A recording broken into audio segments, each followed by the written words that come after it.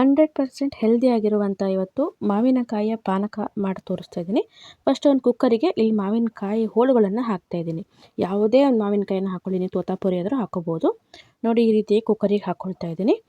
ಆದಮೇಲೆ ಸ್ವಲ್ಪ ನೀರನ್ನು ಹಾಕಿ, ಒಂದು 1/4 ಲೋಟದಷ್ಟು ಹಾಕಿ, ನಂತರ ಇಲ್ಲಿ ಬೆಲ್ಲನ ಹಾಕ್ತಾ ಇದ್ದೀನಿ. ಅಕಸ್ಮಾತ್ ನಿಮ್ಮ ಬೆಲ್ಲದಲ್ಲಿ ಕಲ್ಲಿರುತ್ತೆ ಏನಾದರೂ ನಿಮಗೆ ಅನುಮಾನ ಇದ್ದರೆ ಅದೊಂದು ಬೇಕಾದ್ರೆ ಸ್ವಲ್ಪ ಕರಗಿಸಿ ಆ ನೀರನ್ನು ಸೋಸಬೇಕಾದ್ರೆ ಹಾಕ್ಬೋದು. ಆ ನೀರನ್ನು ಹಾಕಿದಾಗ ಮತ್ತೆ ನೀರು ಹಾಕೋ ಅವಶ್ಯಕತೆ ಇಲ್ಲ. ಹಾಗೆ ಜೊತೆಗೆ ಒಂದು ಏಲಕ್ಕಿನ ಬಿಡಿಸ್ಬಿಟ್ಟು ಹಾಕಿದ್ದೀನಿ. ಏಲಕ್ಕಿ ಕಾಳನ್ನು ಹಾಕಿ ನಂತರ ಇದನ್ನು ಮುಚ್ಚಳ ಮುಚ್ಚಿ 2 ವಿಸಲ್ಲು ಕೂಗಿಸ್ಕೋಬೇಕು. ನೀವು ಓಪನ್ ಪ್ಯಾನಲ್ಲಿ ಕೂಡ ನೀವು ಬೇಯಿಸ್ಕೋಬೋದು, ಆದರೆ ಕುಕ್ಕರಲ್ಲಿ ತುಂಬ ಚೆನ್ನಾಗಿ ಬೇಯುತ್ತೆ. ಅದರಿಂದ ನೋಡಿ, 2 ವಿಸಲ್ ಆದಮೇಲೆ ನೋಡಿ ಆಗಲೇ ಪಾಯಸ ಥರ ಆಗಿಬಿಟ್ಟಿದೆ. ಇದನ್ನು ಹೀಗೆ ಪ್ಲೇಟಲ್ಲಿ ಹಾಕ್ಕೊಂಡು ತಿನ್ನೋಕ್ಕೆ ತುಂಬಾ ಚೆನ್ನಾಗಿರುತ್ತೆ. ಆಗಲೇ ಎಲ್ಲನೂ ಇಲ್ಲಿ ನುಣ್ಣಗಾಗಿರುತ್ತೆ. ಸ್ವಲ್ಪ ಈ ರೀತಿ ಸ್ಮ್ಯಾಶ್ ಮಾಡ್ಕೋಬೋದು ನೀವು. ಒಂದು ಬೇಕಾದ್ರೆ ನಿಮ್ಮ ಸ್ಮ್ಯಾಶರಿಂದ ನೀವು ಸ್ಮ್ಯಾಶ್ ಮಾಡ್ಕೋಬೋದು. ಇಲ್ಲ ಅಂತ ಹೇಳಿದ್ರೆ ಸ್ವಲ್ಪ ತಣ್ಣಗಾದ್ಮೇಲೆ ಮಿಕ್ಸಿ ಜಾರಲ್ಲಿ ಹಾಕಿ ಕೂಡ ನೀವು ಇದನ್ನು ನುಣ್ಣಗೆ ಮಾಡ್ಕೋಬೋದು. ನೋಡಿ, ಈ ರೀತಿ ನಾನು ಇಲ್ಲಿ ಆಗೋದಿಲ್ಲ ಅಂಥೇಳಿ ಬೇರೆ ಪಾತ್ರೆಯಲ್ಲಿ ಹಾಕಿಬಿಟ್ಟು ಇದನ್ನು ನುಣ್ಣಗೆ ಸ್ಮ್ಯಾಶ್ ಮಾಡ್ಕೊಳ್ತೀನಿ.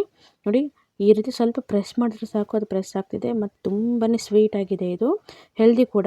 ಈಗ ಒಂದು ಪಾತ್ರೆ ತೊಗೊಂಡಿದ್ದೀನಿ. ಪಾತ್ರೆಯಲ್ಲಿ ಈಗ ನಾವು ಬೇಯಿಸಿರುವಂಥ ಮಾವಿನ ಹಣ್ಣು ಹಾಗೂ ಬೆಲ್ಲದ್ದು ಮಿಶ್ರಣ ಹಾಕ್ತಾ ಇದ್ದೀನಿ. ಈಗ ಈ ಸ್ಮ್ಯಾಶನ್ನು ಸಹಾಯದಿಂದ ನೋಡಿ ಇದು ಸ್ವಲ್ಪ ಸ್ಮ್ಯಾಶ್ ಮಾಡ್ಕೊಳ್ತಾ ಇದ್ದೀನಿ.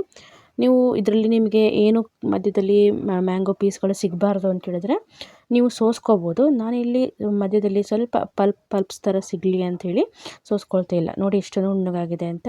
ಸೋಸೋ ಅವಶ್ಯಕತೆಯೇ ಇಲ್ಲ. ಒಂಥರ ಜಾಮ್ ಆದಂಗೆ ಆಗಿದೆ.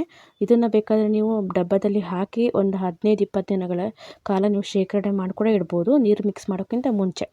ನೋಡಿ, ನಂತರ ಸ್ವಲ್ಪ ತಣ್ಣಗಾದ್ಮೇಲೆ ಇದಕ್ಕೆ ಕೋಲ್ಡ್ ವಾಟರ್ನ ಹಾಕ್ತಾಯಿದ್ದೀನಿ ನಾನು. ನೋಡಿ, ಟೈಮ್ ಇಲ್ಲ ಅಂದರೆ ನೀವು ಕೋಲ್ಡ್ ವಾಟರ್ ಯೂಸ್ ಮಾಡ್ಕೋಬೋದು.